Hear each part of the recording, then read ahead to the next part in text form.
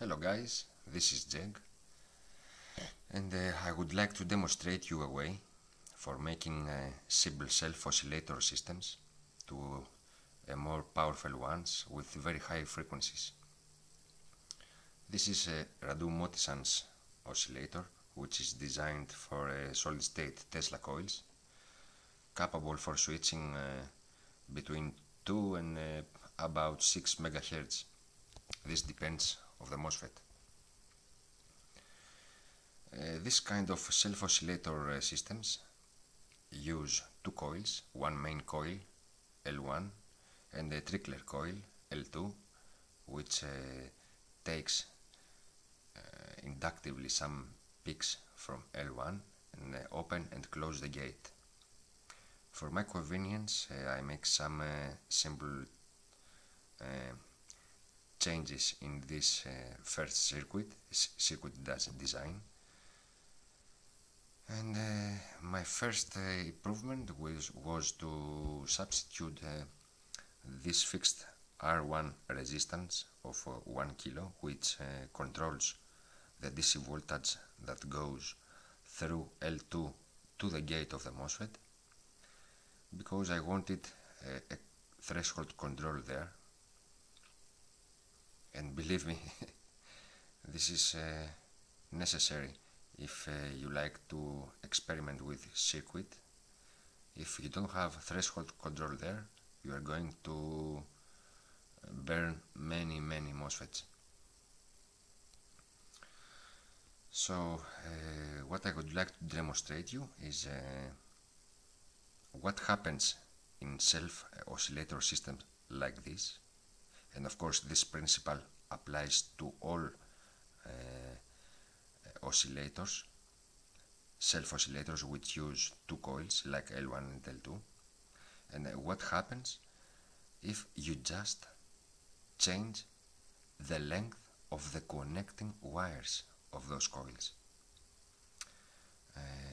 I use the same arrangement like Radu with 6 turns primary and 2 turns feedback coil or trickler coil. And what I do is just changing the connection wires of those two coils. At my very first times of my experiments, I was making these changes by trimming wires, but now I substitute this method just by adding two chokes, variable chokes, L1A and L2A, in series with the oscillator coils. And those variable coils, those variable chokes will help me to make different combinations just by adding more wire, which of course has inductance and capacity. Every conductor has a capacity and inductance, electrical conductor, which this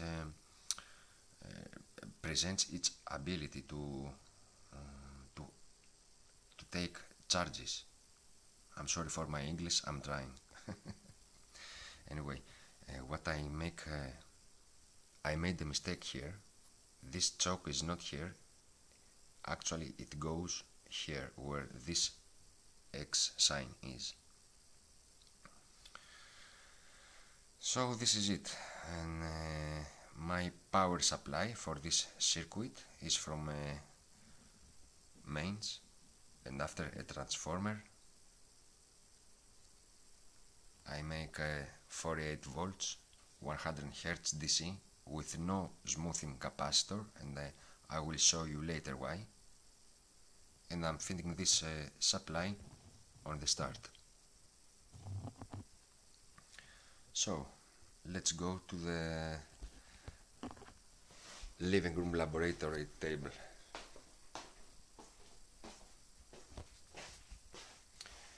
Here is this oscillator. Every component is here. This is the choke, which consists of 12 meters of cable. Those are L1 and L2. L1 is underneath, L2 is up.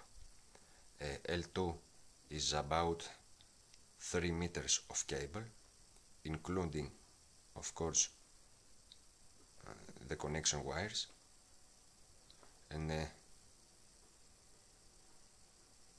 L2, which is the trickler coil, is 1 meter and a half. My measurements are taken with this 1-turn receiver from my oscilloscope, just by attaching there. And L1A and L2A, the variable chokes, are hand-made, and they have this form. What I would like to show you now is the effect just by changing those coils to the rest of the circuit. In a typical connection, what we have, I'm sorry, this is the switch. So in a typical connection, what we have is okay, wait.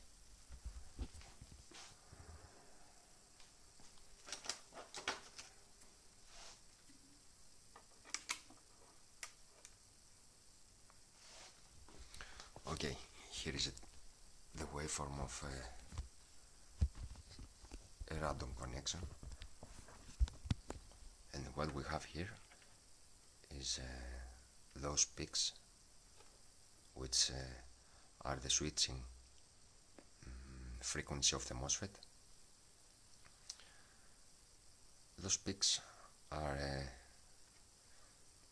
we are going to measure them. Those peaks in this arrangement are 2.65 megahertz.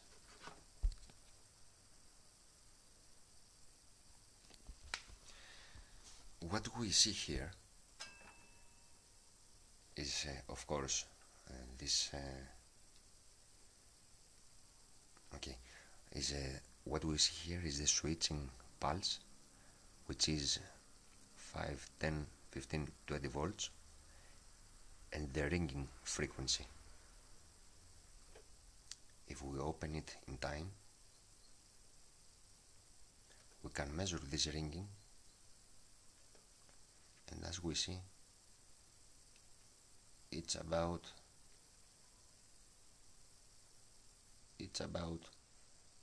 50 megahertz.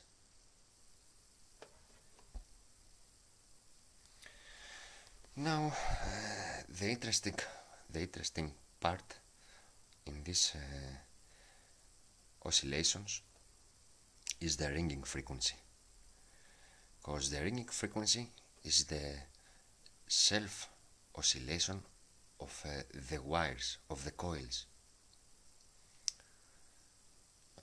What is this self-oscillation? As I told you before, every wire has its own physical inductance and capacity. This forms a tank circuit which makes this wire oscillate at its own natural frequency. And in this arrangement that I showed you before, the natural frequency of the coils and the connecting wires combination is 50 megahertz. Okay. What I'm going now to do is to change L2A in some random positions to see what happens.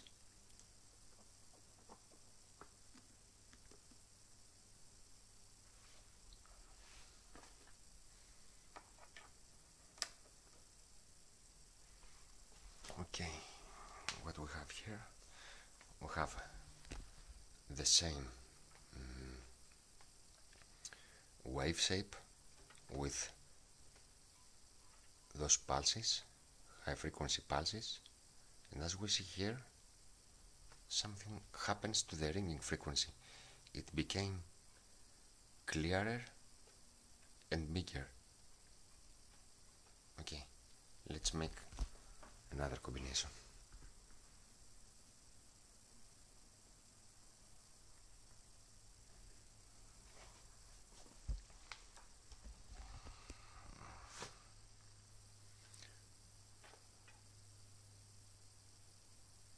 It's almost the same.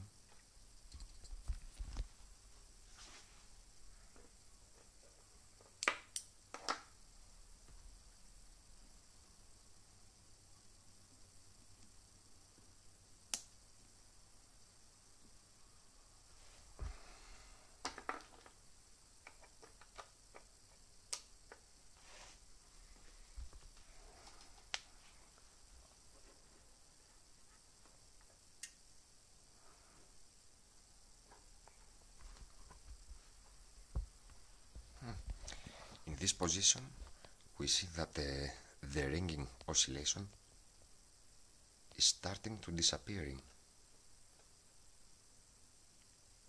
and the whole waveform, it's going to make a sinus wave, but not yet. As you see, there is some ringing on the bottom of this switch peaks. Let's make it a little bit higher, just to see it.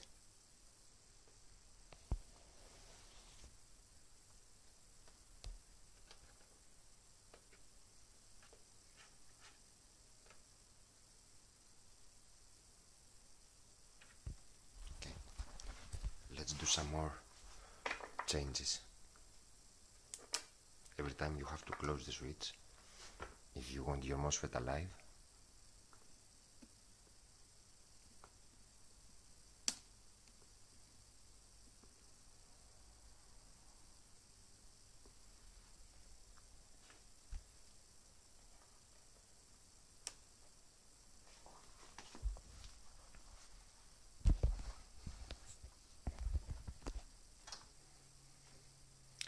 As we are going,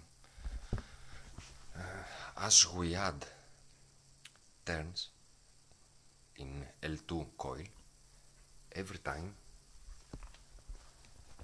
the peak is getting smaller. And now we are in a position that we have an almost sine wave. This is okay, the frequency is 3.85 megahertz. It is almost sinus, but not a clear sinus.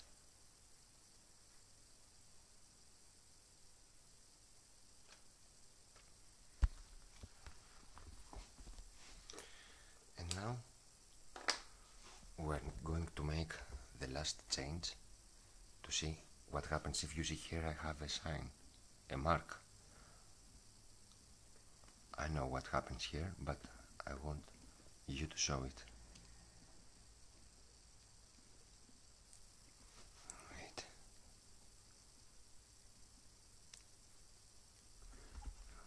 I'm sorry.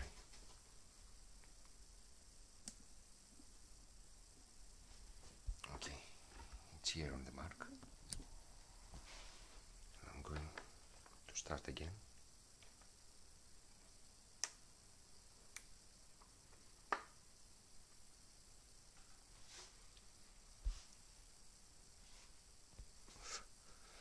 I have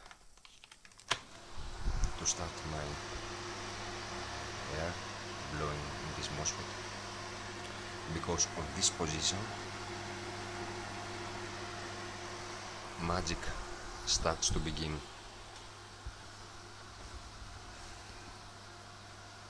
Okay,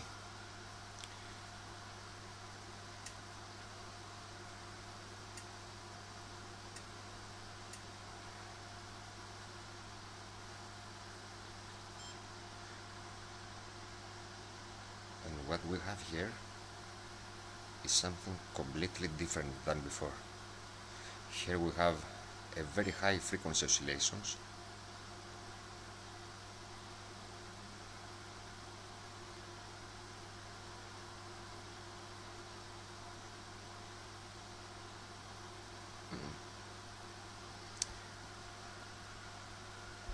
those oscillations are at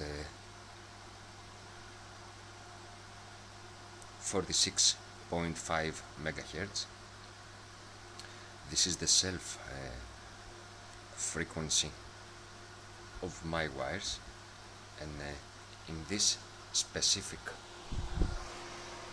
combination of L2A and L1A we have a power oscillation. Let's measure it.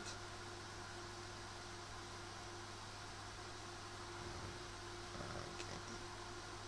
Anyway, if you see, every division is 50 volts. So we have 50, 100, it's around 160 volts peak to peak, where the other combinations were giving me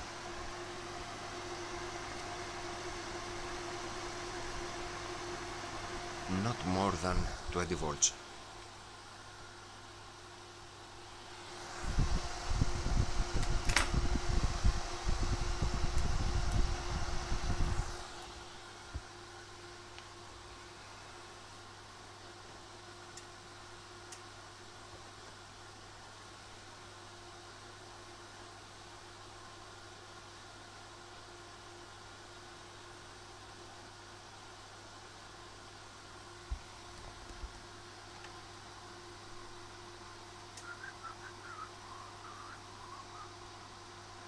For example, here we have just 12 volts. Just by changing the length of the coils. Okay, you can play and you can try to find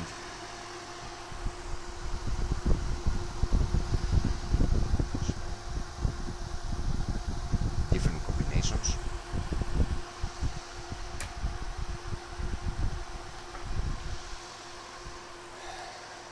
And this is it, guys.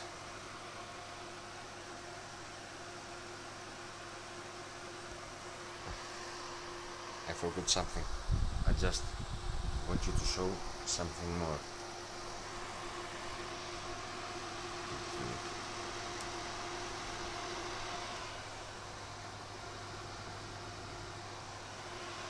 Something more. Okay.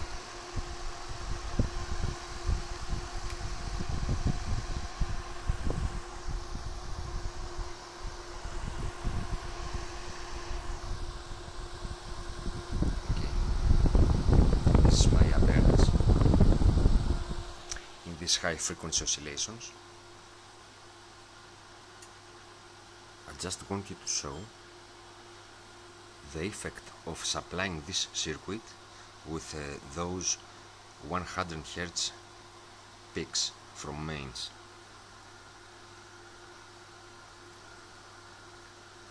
What I finally made by supplying this circuit with 100 Hz is to modulate these very high frequency oscillations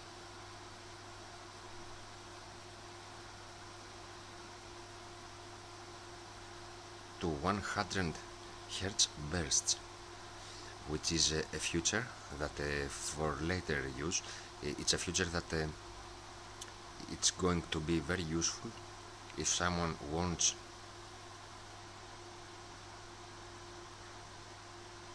to make a secondary oscillating on this frequency to make it more usable.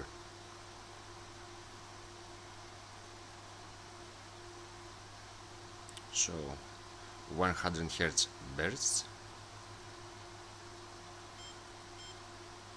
of about 50 MHz oscillations. at about 150 volts peak to peak. This is it, guys. This is Jack. See you in the next experiment. Bye.